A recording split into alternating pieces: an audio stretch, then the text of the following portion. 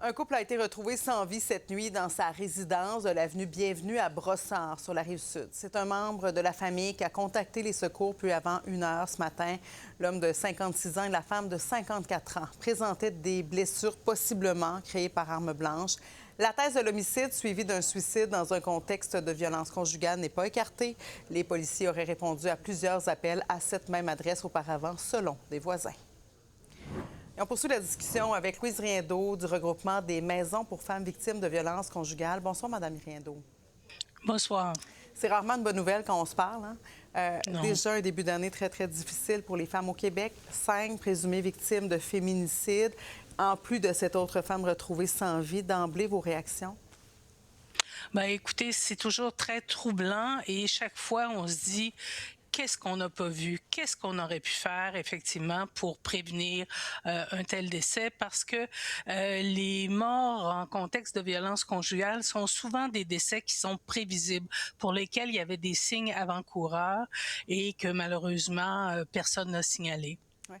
Parlez-nous d'abord de ces signes avant-coureurs où peut-être un proche pourrait détecter ces signaux qu'il faut sortir, entre autres la femme, de ce contexte-là. Ben, en fait, de façon générale, ces décès-là sont précédés de gestes de contrôle, de gestes de violence. Ça peut être des contrôles qui sont plus subtils, comme de la surveillance, du blâme, du harcèlement.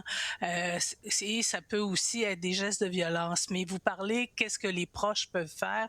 En fait, il faut toujours être très vigilant. Je pense que ce que les proches peuvent faire, c'est informer la victime, lui dire qu'il y a des ressources. Il y a encore des victimes au Québec qui savent pas qu'il y a des services spécialisés qui peuvent les aider, qui peuvent les conseiller, qui peuvent évaluer le risque qu'ils vivent.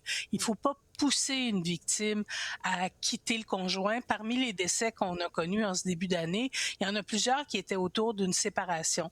Et souvent, les victimes savent si c'est le bon moment pour partir ou si, au contraire, ça va être plus dangereux. Et Oui. dans les maisons, on peut les aider à évaluer ces situations-là. Vous m'amenez vers ma prochaine question, Mme Riendeau. Pour le début 2026, est-ce qu'on a encore de la place dans les ressources d'hébergement où là, il faudrait en faire, trouver plus de moyens pour héberger ces femmes?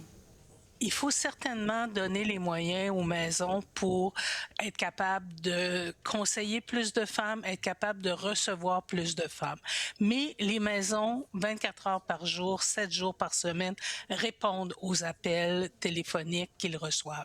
Donc, c'est toujours possible de consulter une maison et l'intervenante qui est là présente va pouvoir faire une évaluation et voir avec la femme quelles sont les solutions à faire. Mais il est certain qu'il faut que le gouvernement arrête de dire qu'il en a fait beaucoup. C'est vrai qu'il en a fait beaucoup, mais il faut encore faire plus. Il faut C'est arriver ouais. à offrir conseils et protection aux femmes et aux enfants. C'est encore un défi important. Bon, malheureusement, 6 décès de femmes. Ce que j'entends, ce que vous nous avez dit, c'est on n'hésite pas à appeler. Merci beaucoup, Louise Riendeau, co-responsable des dossiers politiques au regroupement des maisons pour femmes victimes de violences conjugales.